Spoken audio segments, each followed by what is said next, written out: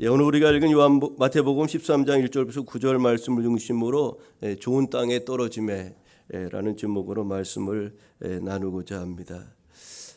오늘 우리가 한 주 동안 장마로 인해서 무더위와 장마로 정말 힘든 한 주간을 보냈습니다. 그런데 하나님께서 우리를 위로해 주시려고 오늘 우리가 예배 시작부터 또 성령께서 감화 감동하시고 또 좋으신 하나님을 고백하게 하시고 또 우리 입술을 통해서 하나님을 사랑한다고, 예수님을 사랑한다고, 또 성령님을 사랑한다고 고백하면서 주님 앞에 나아가게 하신 그런 은혜의 그런 예배의 그런 순간순간들을 생각하면서 참으로 오늘 큰 감격이 임하는 것을 저는 느낍니다. 오늘도 여러분에게 위로와 또 하나님의 그런 소망이 충만하게 임하기를 기원합니다. 성령 강림절 후 7번째 되는 주일인데요. 계속되는 장마로 인해서 우리가 사는 이 오산 지역 이 일대에도 많은 비가 내렸습니다. 충청도와 경상북도 일대의 홍수로 인해서 큰 인명피해가 발생해서 참으로 많은 그런 가족들의 아픔을 우리가 뉴스를 통해서 접하게 되었는데 그 오송의 그 지하차도에 보니까 3분 1, 2분 사이에 600톤의 물이 지하도로 들어가서 그 차에 그 터널을 지나가던 차량 한 15대 15대가 지금 물에 갇혀 있는 상태인데 지금 많은 희생자들이 생겼고 또 앞으로도 더 많은 그런 희생자들이 있을 것이라고 지금 예측하고 있는데 바라기는 이 가족과 재산을 잃고 아파하는 그런 우리 이웃들, 우리 국민들인데 그들에게 우리 하나님의 위로와 또 은혜가 함께하길 바라고 또 더 이상의 이 홍수 피해가 발생하지 않기를 바라는 그런 마음, 우리 간절한 기도의 마음을 가지고 오늘 예배를 드렸으면 합니다. 우리가 이제 다음 주부터 본격적인 교회 여름 행사가 이제 진행되는데 우리 교회 학교의 그런 여름 송해가 시작됩니다. 우리 아이들이 성경학교와 또 캠프를 통해서 은혜 받을 수 있도록 여러분 지속적으로 기도해 주시기를 바랍니다. 우리 하나님께서 맺으신 우리 택함 받은 가족 공동체 서로를 기쁜 마음으로 축복하면서 평화 인사 나누고 오늘 말씀 이어갑니다. 주님의 은혜와 평강이 함께하길 빕니다. 이렇게 인사하겠습니다. 주님의 은혜와 평강이 함께하길 빕니다. 여러분 이번 홍수로 각 가정에 피해는 없으신지요? 우리 여러분 셀리더들이 각 그 셀원들 잘 살피셔서 행여나 피해가 있는지 없는지 그런 거 잘 파악해서 교회에 이렇게 보고해 주시기를 바라고요. 또 이제 시골에 또 이렇게 고향에 부모님 계신 분들이 혹시 있을지 모르는데 이번 한번 안부를 잘 물으셔서 행여 이번에 홍수 피해는 없는지를 살펴보는 그런 과정들이 필요할 것 같습니다. 예배 끝난 곳서라도 꼭 연락을 한번 드려보시기 바랍니다. 성령 강림절 7번째 이번 주 성소일과의 주제는 성령의 사람 좋은 땅이 되어 열매를 맺자입니다. 이것이 이번 주 성소일과의 주제인데요. 오늘 우리가 읽은 마태복음 13장의 말씀의 배경을 이해하려면 먼저 그 앞서 있는 마태복음 10장부터 12장의 말씀을 우리가 살펴보아야 하는데 여기에는 제자들의 행적이 소개되고 있습니다. 제자들이 이제 예수님의 말씀에 따라서 복음을 전하려고 각처에 나갔는데 가는 곳에서 많은 배척을 당했습니다. 또 예수께서 특별히 공을 들였던 갈릴리의 아주 유력한 마을인 고라신, 벳세다, 가버나움이라는 곳에 아주 정성을 들이면서 그곳에 복음을 전했는데 안타깝게도 그곳 사람들이 회개하지를 않는 겁니다. 주님께로 돌아오지를 않는 거예요. 그러니까 얼마나 애를 썼음에도 불구하고 결과가 없으니 얼마나 안타깝겠습니까? 또 옥에 갇힌 세례 요한은 예수님께 사람을 보내서 우리가 기다려야 될 메시아가 당신입니까 아닙니까? 이런 것을 또 예수님에게 묻기도 하는 그런 상황이 이어졌습니다. 12장에서도의 상황은 크게 바뀌지 않았는데 바리새인들에 의해서 예수 공동체 사람들이 안식일을 지키지 않는다는 그런 비판을 받게 되고 또 이로 인해서 유대인들로부터 많은 공경에 또 빠지기도 하였습니다. 여러분 심지어 어떤 일이 일어났냐면 예수님께서 이제 귀신 들린 자를 고치고 내쫓고 그러자 바리새인들, 유대인들이 이렇게 말하는 겁니다. 저는 귀신의 왕 바알세불을 힘입어서 저런 것을 행하는 것이라. 그런 아주 오명을 예수께서 뒤집어 쓰기도 하셨고, 또 예수님의 가족들이 찾아오는 일들도 있었고, 가족과의 불화에 대한 그런 이제 어려움도 있었던 겁니다. 이런 복음을 전하다가 수모를 당하고 온갖 노력에 결실이 없어 보이는 그런 한 벌판에 서서 망연자실하고 있는 그런 예수 공동체의 모습이 연상되는 상황에서 오늘 우리가 읽은 13장의 말씀이 그렇게 선포되고 있는 겁니다. 오늘 13장 말씀은 이제 천국에 대한 이야기인데 하나님 나라에 대한 그런 말씀이죠. 오늘 본문은 우리가 잘 아는 것처럼 씨 뿌리는 비유로 잘 알려진 말씀입니다. 땅에 떨어진 씨 비유에 대한 말씀으로 알려져 있는데, 오늘 본문을 통해서 우리에게 주시는 바 은혜가 무엇인지를 같이 나누고자 합니다. 첫째로 오늘 본문을 통해서 우리에게 주시는 바 은혜는 농부처럼 씨앗 뿌리는 것을 우리는 이 시대에 계속해서 감당해야 한다는 것입니다. 여러분, 복음을 전하는 시도들이 역풍을 맞아서 수포가 되고 수포로 돌아가고 또 온갖 노력이 허사가 되어 아무런 결실이 없어 보이는 것 같을 때 좌절하고 낙심하기가 쉽습니다. 오늘 제자들 일행, 예수 공동체 사람들이 예수님의 말씀을 따라 그렇게 행하였음에도 불구하고 결실이 없고 오히려 수모를 당하고 여러 가지 아무런 결실도 나타나지 않았을 때 얼마나 안타까웠겠습니까? 그래서 이제 그런 일들을 이제 포기하고 싶을 때가 있지 않았겠습니까? 복음을 전했는데 길가에 떨어져 새들에게 그게 쪼아먹히고 또 돌밭에 떨어져 말라버리고 가시 떨기 틈에서 기운이 막혀 수많은 씨앗이 열매 없이 사라져간다는 이 비유는 지금 예수 공동체 사람들이 처한 현실과 전혀 다를 바가 없던 것입니다. 그렇지만 뿌린 씨앗이 이처럼 아무런 결실이 없는 것은 아니라는 것을 우리에게 본문은 말씀합니다. 덜어라고 말씀하죠. 덜어는 좋은 땅에 떨어져 어떤 것은 100배, 어떤 것은 60배, 어떤 것은 30배의 결실을 맺는다고 오늘 말씀하고 있는 거죠. 그냥 아주 작은 것이지만 그러나 하나님의 나라는 이렇게 작은 것으로부터 시작된다는 것을 우리에게 말씀하고 있는 거죠. 여기서 씨앗은 천국 말씀이고 19절에 보니까 그렇게 말씀하고 있어요. 또 씨앗을 뿌리는 것은 복음을 전하는 것이라고 할 수가 있는데요. 그렇다면 결실은 바로 하나님의 나라 천국이 도래한다는 것을 의미하겠죠. 여러분, 천국 말씀을 전파하던 예수 공동체 사람들은 자신들이 뿌린 복음이 길가와 돌밭과 가시덤불 땅에 떨어진 것처럼 아무런 결실의 조짐이 보이지 않는 현실 앞에서 그들이 어찌해야 하겠습니까? 오늘 본문은 이에 대한 대답으로서 좋은 땅에 떨어지겠지만 좋은 땅에 떨어져 풍성한 결실을 맺을 것을 기대하면서 이 사역을 계속해야 한다는 겁니다. 이것이 오늘 제자들에게 가르쳐주는 말씀이요, 오늘 우리가 복음 전파의 사명을 받은 저와 여러분에게 주시는 그런 말씀이기도 한 것이죠. 여러분, 성공 가능성을 높이기 위해서 길가와 돌밭과 가시떨기 위에 이제 씨를 뿌리는 그런 헛수고를 멈춰야 된다고들 말합니다. 이제 교회 역시 이런 경제적 또 경영적 효율성을 따져서 선교를 해야 한다는 말이 교회 아래도 여기저기서 들려온다는 거예요. 그렇게 뭐 밑빠진 독에 물 붓기처럼 하지 말고 길가 같은데 왜 그렇게 복음을 전하느냐, 돌짝밭과 같은데 왜 복음을 전하느냐, 이제 효율적인 것을 따져야 된다, 경제적인 것을 따져야 된다, 그렇게 말한다는 거지. 그런데 여러분, 본문에서 중요한 것은 우리 예수께서 불모의 땅에 씨앗을 뿌리는 일을 지적하거나 그것을 금하지 않으셨다는 사실입니다. 깨닫지 못한 우리에게도 천국 말씀을 들려주셨다는 것을 여러분 잊지 말아야 하는 겁니다. 여러분, 길가는 악한 자 사단의 방해가 일어나는 곳이요, 또 돌밭은 박해와 환란이 있는 곳이라고 오늘 말씀합니다. 또 가시덤불은 염려와 재물의 유혹이 있는 곳임을 이렇게 오늘 비유로 설명하고 있죠. 사단보다는 박해보다는 재물의 유혹이 더 치명적이라는 것을 오늘 마태는 점층적인 그런 방법을 사용해서 우리 가운데 설명하고 있어요.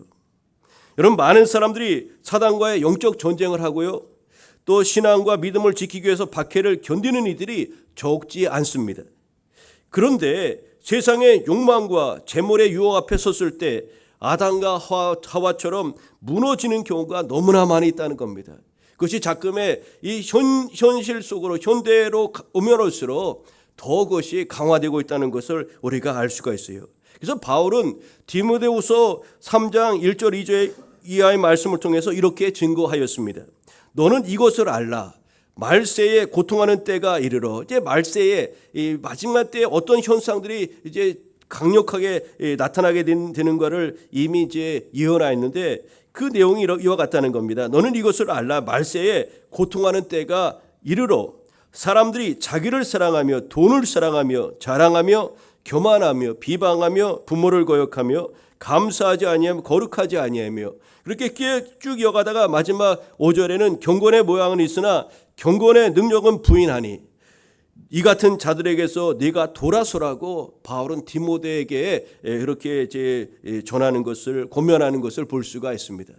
여러분 마지막 때에는 사단보다도 어떤 고난과 박해보다도 우리가 어떤 세상 정욕과 욕망 이 재물의 유혹으로 넘어지는 일들이 더 많이 있다는 것을 우리에게 성경은 가르쳐주고 있는 거죠. 예수님께서는 파종의 그 실패를 아쉬워하지 않으시고 소수의 씨앗이 좋은 땅에 떨어진다는 점에 주목하신 것을 볼 수가 있습니다. 좋은 땅에 떨어진 씨앗의 수는 소수로서 매우 적지만요, 그것이 100배, 60배, 30배로 결실을 맺어 온 벌판을 그렇게 덮게 된다는 것을 말씀하고 있는 것 아닙니까? 여러분, 하나님께서 말씀하신 이 배수의 법칙은, 우리 주님 말씀하신 이 배수의 법칙은 하나님 나라의 풍성함과 또 궁극적인 그런 완성을 의미한다고 하겠습니다.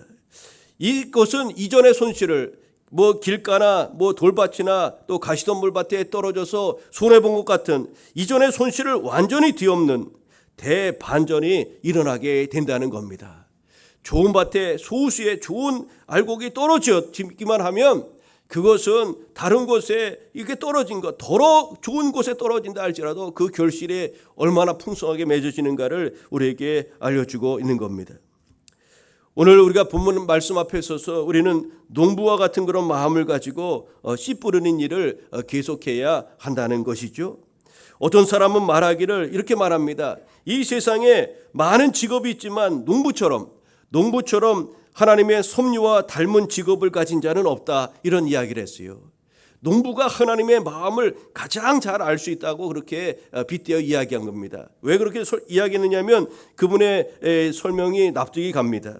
농부는요, 씨앗을 심고요, 가꾸고 거두는 그런 일들을 아주 지극정성으로 하지 않습니까? 그 일들이 하나님의 구속 사역과 너무나 닮았기 때문에 하나님의 그 마음을 이해할 수 있는 사람이 농부가 아니냐고 그 사람은 이야기한 것 아니겠어요? 그렇다면 농부는 어떤 특징이 있을까요? 진짜 농부는 어떤 특징이 있는지 우리가 같이 나눠보고자 합니다. 농부는 첫째로 성실한 사람들이 농부 아닙니까? 우리 옆집에 그 할머니 할아버지 보면 아침 새벽 4시나 4시 반에 일어나서 아주 부지런히 아주 성실하게 그렇게 일을 하십니다. 여러분, 그리고 이 농토가 노는 것을 못 봅니다. 아주 요만한 땅만 있어도 거기다 뭐를 심어서 이렇게 곡식을 재배하고자 하는 것, 그것이 농부의 마음 아닙니까? 농부는 첫째로 성실하다는 거죠. 농부는 파종기를 맞춰 씨를 뿌리고요, 추수기를 맞춰서 추수하는 일을 게을리하지 않는다는 거죠. 우리 주님 어떠셨습니까? 우리 주님도 성실하셨습니다. 아버지께서 일하시니 나도 일하신다 말씀하시면서 그렇게 성실함으로 일하셨고요, 안식일에도 쉬지 않고 영혼을 구원하는 일을 하지 않으셨습니까? 이것 때문에 바리새인들부터 안식일을 범한다 하고 그러면서 아주 욕을 받기도 하고 그러지 않았습니까? 그러나 안식일에도 영혼을 구원하는 그 일을 우리 주님께서 기뻐하시고 안식일에 선을 행하는 것이 옳도다, 그렇게 말씀하시면서 바리새인들의 그 위선과 교만을 질책하신 것을 우리가 볼 수 있지 않습니까? 농부는 성실한 모습으로 삶을 가꾸는 사람 아닙니까? 두 번째, 농부는 어떤 특징이 있을까요? 자기가 심은 것만 거두려고 한다는 겁니다. 다른 욕심 부리지 않는다는 거예요. 제가 우리 가끔 이제 TV에 보면 이제 이 어부들, 뱃사람들이 배를 가지고 이제 가서 고기를 잡는 것을 가끔 이제 저녁에 하는 프로그램에 보면은 어떤 날은 이제 고기 잡으러 갔다가 호탕 치고 오는 날이 있어요. 게를 잡으러 갔는데 어떤 날은 만선을 하갖고 돌아와서 기뻐하는 날이 있는가 하면 어떤 날은 아주 게를 조금밖에 못 잡아요. 고기도 조금밖에 못 잡는 겁니다. 그래서 그 PD가 물어보죠. 이렇게 고기 조금 잡아서 어떻게 합니까? 어떻게 먹고 사세요? 그러면 그분들이 뭐라고 이야기하는지 아시죠, 여러분? 하늘이 주시는 대로 사는 겁니다. 하늘이 주시는 대로 사는 거예요. 우리 바다 사람들이 뭐 욕심 부린다고 되는 것이 아니고 하늘이 하나님이 주시는 대로 우리가 얻는 건 아니냐고 그렇게 이야기하는 것을 보고 저희가 그 TV를 보면서 고개를 끄덕끄덕하고 그럽니다. 여러분, 이 농부는 자기가 심은 것을 거두려 한다는 거예요. 즉 순리대로 삶을 가꾼다는 말씀이죠. 남이 뿌린 거 자기가 뿌리지 않은 것을 거두려고 하지 않습니다. 어떤 농사꾼이 다른 사람의 거 도둑질하려고 그러는 거 가짜 농사꾼입니다. 여러분, 오직 자기가 수고하여 심은 것을 거두죠. 그리고 콩 심은 데서 콩을 얻으려고 하고 팥 심은 데서 팥을 얻으려고 하는 것이 농부의 마음 아닙니까? 여러분, 우리 주님 어떠셨습니까? 주님도 십자가를 통해서 이 땅에 생명의 씨앗을 심으셨어요. 주님은 사탄이 유혹하는 한탕주의를 배격하고 자기 몸을 희생하는 그 길을 선택하며 나아가셨던 겁니다. 내게 절하라, 또 스턴트맨이 되라, 뛰어내려봐라, 아주 유명인이 되어보라, 여러 가지 이런저런 시험을 해보지 않습니까? 그때 그 주님은 그런 것을 다 배격하고 정말로 십자가의 길을 묵묵히 걸어가시는 그 희생의 길을 우리 주님 택하신 것을 볼 수가 있어요. 여러분, 이처럼 이 농부는 자기 것만 심고 심은 것만 거두려고 하는 그런 이제 순리대로 사는 그런 모습을 우리에게 보여주죠. 또 농부의 특징은 어떤 것이 있을까요? 농부는 흉년이나 천재지변을 당해도 절망하지 않고 다시 일어서서 씨앗을 심고 시작한다는 겁니다. 지금 여러분, 홍수 피해로 지금 아주 이제 결실기 익어가는 때가 아닙니까? 여름에 잘 익어야 이게 풍년이 들어가는데 그 벼에 물이 저렇게 잠겨 있고 그러면 이게 쭉정이가 생기기가 쉬운 겁니다. 아직 물론 이제 그 이삭이 나오지 않았기 때문에 조금 이르긴 하지만요. 여러분, 이렇게 되면은 저도 농사꾼의 아들로서 이게 장마가 지고 그러면 이게 결실기에 쭉정이가 많이 생길 수가 있어요. 그러면 절망하고 포기합니까? 아닙니다. 내년에 다시금 심는 것이 농부의 마음 아닙니까? 또다시 다음 해를 기대하며 씨앗을 준비하여 씨를 뿌리러 나가는 것이 농부의 모습입니다. 한번 농사를 망쳤다고 보따리 싸서 여러분 도시로 떠나는 것, 그건 참 농부가 아니죠. 참 농부가 아닌 겁니다. 우리 주님 어떠셨습니까? 고난과 배신의 아픔, 누명을 쓰고 조롱을 당하며 십자가를 그렇게 지신 것 아닙니까? 히브리서 기자는 이런 주님을 히브리서 12장 2절을 통해서 이렇게 소개하였습니다. 믿음의 주여 또 온전하게 하시는 이인 예수를 바라보자. 그는 그 앞에 있는 기쁨을 위하여 십자가를 참으사 부끄러움을 개의치 아니하시더니 하나님 보좌 우편에 앉으셨느니라. 여러분, 그렇습니다. 우리는 오늘 주신 말씀을 기억하면서 농부처럼 씨앗을 뿌리는 그 일을 계속해야 한다는 거죠.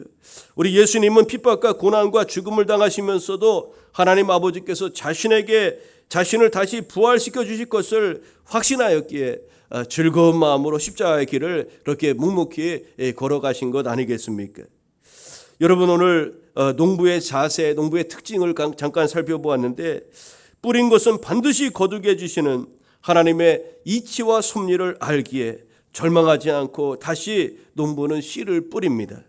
그리고 100배, 60배, 30배의 결실을 거두고야 마는 겁니다. 여러분, 우리 주님이 씨 뿌리는 농부처럼 삶을 가꾸셨으니 우리도 주님의 이 모습을 본받아야 하지 않겠습니까? 농부와 같은 신앙의 자세를 우리가 견지하며 나아가야 될 줄로 믿습니다. 성실하게 주님을 섬기고 심은 대로 거두게 하시는 하나님의 섭리를 따라 살며 영생의 믿음과 소망과 확신을 가지고 열심히 의와 선을 심는 생활을 적극적으로 실천하며 나아가는 것, 오늘 저와 여러분에게 우리 주님께서 원하시는 바가 아니겠습니까? 여러분, 결실 잘하게 하고 결심 맺는 거, 그 모든 주권은 하나님께 있음에 틀림이 없습니다. 그러나 우리가 해야 될 것이 있는데 씨 뿌리는 일, 복음을 전하는 일, 하나님께서 저와 여러분에게 맡겨주신 바 그 일들은 우리가 충성스럽게 감당하며 나아가야 하겠습니다. 오늘 본문을 통해서 우리 가운데 주시는 바 두 번째 의미는 어떤 의미일까요? 말씀이 뿌려져 결실을 맺는 좋은 땅이 되어야 한다는 거죠.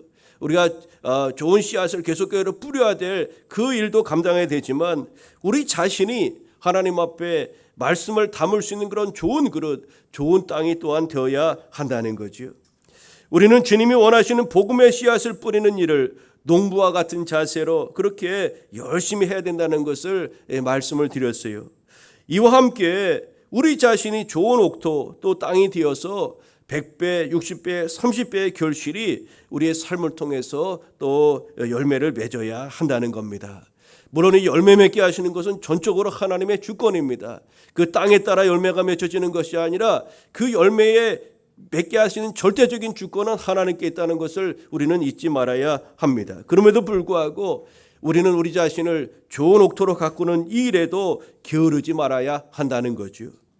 여러분, 예수님은 복음이 전해져도 귀담아 듣지 않는 수많은 무리들, 다시 말해 불모의 땅을 갈아엎으려고 하시기보다는 작지만 좋은 땅, 즉 복음을 듣고 받아들이며 말씀에 순종하는 그런 사람들에게 심혈을 기울이셨다는 겁니다.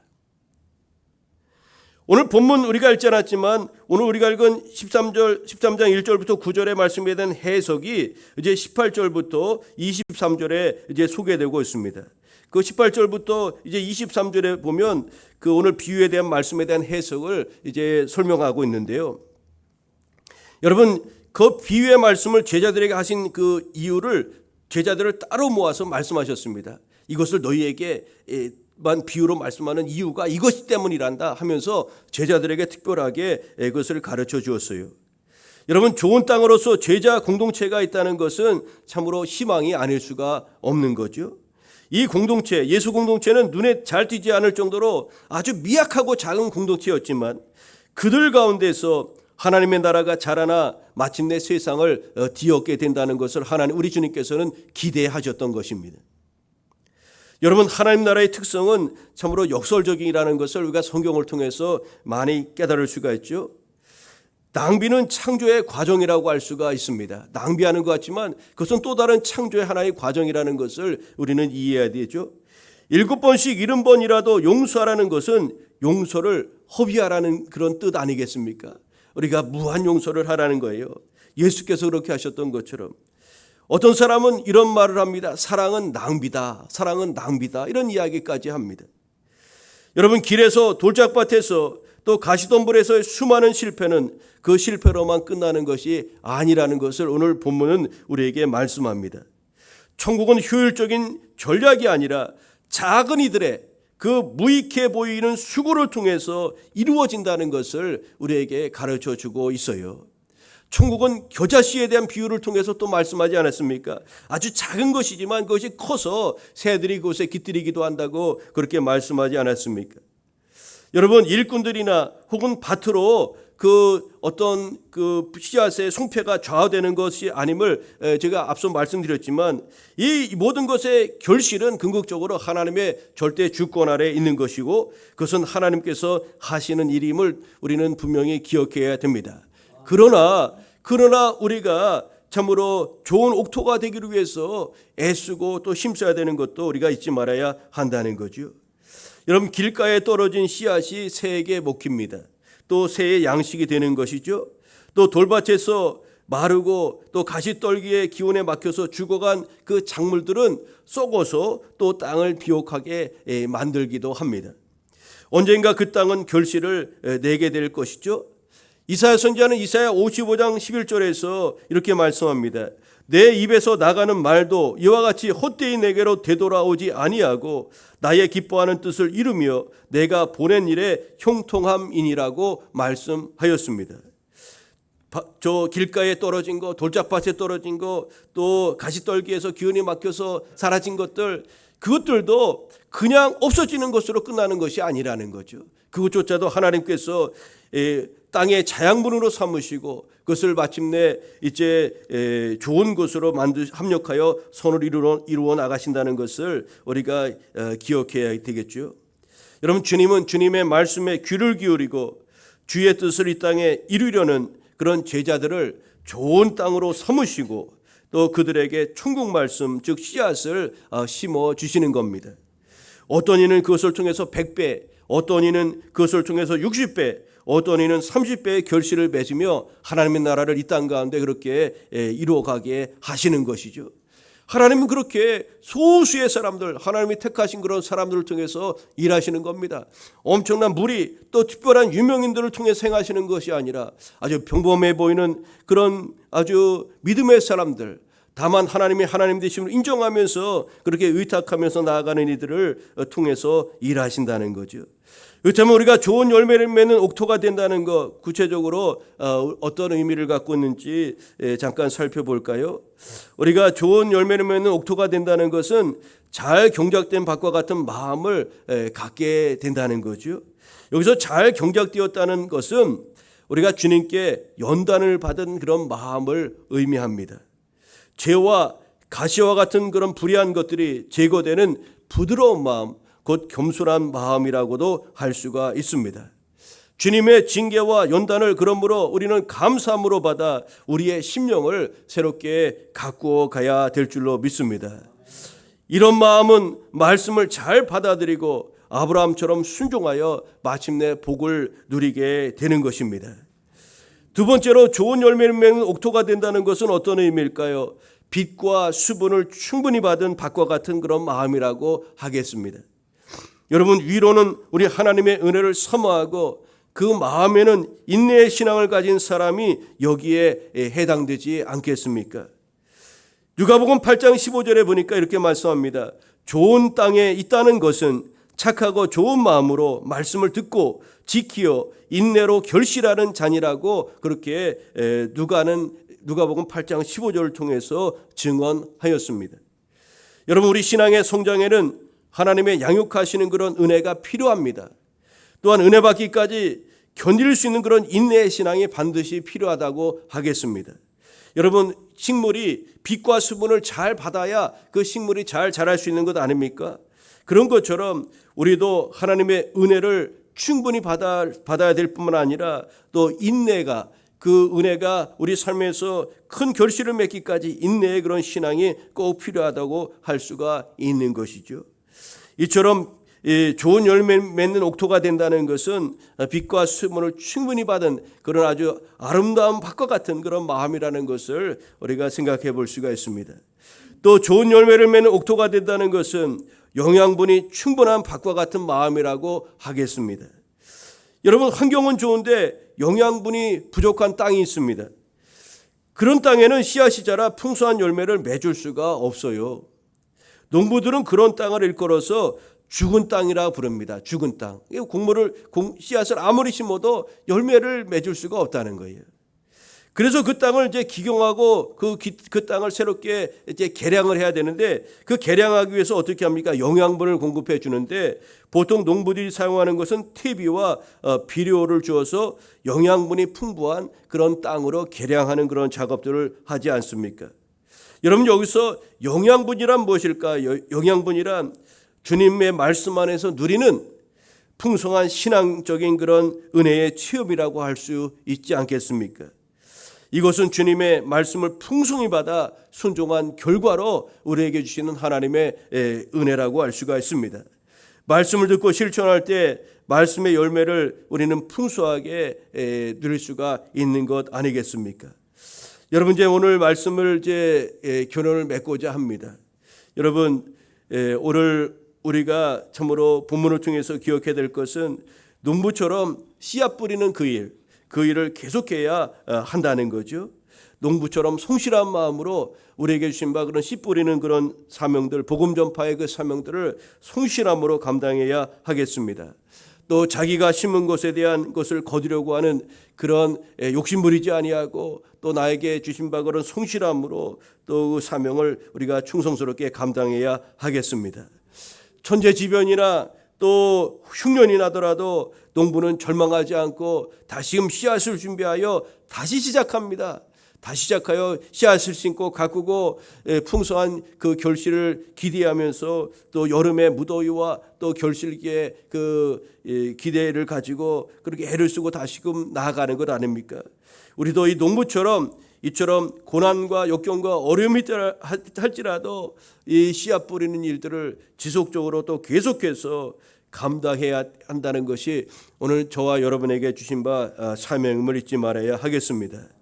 우리가 하나님의 그 말씀의 씨앗을 계속해서 심고 또 전하고 뿌려야 되는 것도 필요하지만 하나님의 말씀이 참으로 우리 심령 가운데 뿌려져서 참으로 우리 안에서 좋은 결실이 맺을 수 있도록 먼저 우리의 심령이 좋은 땅이 되어야 한다는 거죠. 그 좋은 땅, 좋은 밭이 된다는 것은 잘 경작된 밭과 같은 마음이요, 또 빛과 수분을 충분히 받은 밭과 같은 마음이요, 또 영양분이 충분한 그런 밭과 같은 마음임을 같이 나누었습니다. 여러분, 오늘 제자들이 처한 현실이 어떤 현실이었습니까? 모든 선한 수고와 인내가 아주 허무하게 묻혀버린 것 같은 그런 죽음의 현장에서 하나님의 나라는 무덤을 열고 그렇게 일어서는 것 아니겠습니까? 씨앗을 뿌리는 농부의 손길은 지금도 멈추지 않고 계속되고 있습니다.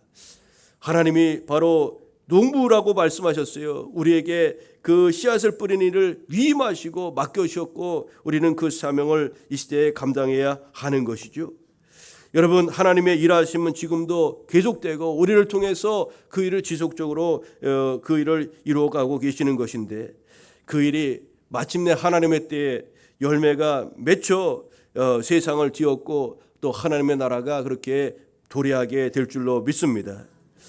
우리는 하나님 나라의 말씀이 뿌려지는 좋은 땅임의 동시에 또한 그 말씀을 땅에 뿌려야 되는 예수 공동체의 그런 사람이라는 것을 기억하시면서 오늘 이 말씀을 우리 마음에 새기고 우리 삶의 자리로 나아가 주의 뜻을 이루어드리는 성도의 삶을 이루어가시기를 우리 주님의 이름으로 축복합니다. 기도하겠습니다. 좋으신 아버지 하나님, 감사합니다. 장마 속에서 저희들을 지켜주시고 또 오늘 말씀을 통해서 우리가 하나님의 사람으로 어떤 삶을 살아가야 될 것인지를 또 깨워주시니 감사합니다. 성령의 사람, 참으로 좋은 땅이 되어서 열매를 맺는 삶임을 오늘도 일러주셨는데, 사랑의 하나님, 오늘도 우리가 농부의 마음을 가지고 또 씨앗을 계속해서 심고 복음의 씨앗을 심고 또 말씀의 씨앗을 심는 그런 사명자의 삶을 이루어가게 하여 주옵소서. 또한 아버지, 주께서 원하시는 것처럼 우리가 주의 말씀에 귀 기울이는 자들 되게 하시고 말씀을 듣는 자가 되게 하여 주옵시고 또 말씀에 순종하는 자가 되게 하여 주옵시며, 특별히 참으로 좋은 옥토가 되어서 주의 말씀이 떨어져 그 말씀을 근거해 30배, 60배, 100배의 결실을 맺는 이 시대 하나님의 사람들로 그렇게 서갈 수 있도록 주님 인도하여 주옵소서. 오늘 주신 말씀 또 사명과 또 내 삶에 친히 이루어져야 될 것이라는 그런 말씀을 기억하고 오늘도 하나님의 사람답게 귀한 삶을 가꾸는 주의 백성 되게 하여 주옵소서. 계속되는 홍수 속에서도 저희들의 삶을 지켜주시고 또 주님과 동행하는 우리의 신앙과 삶이 되게 하여 주옵소서. 감사드리오며 예수님의 이름으로 기도하옵나이다. 아멘.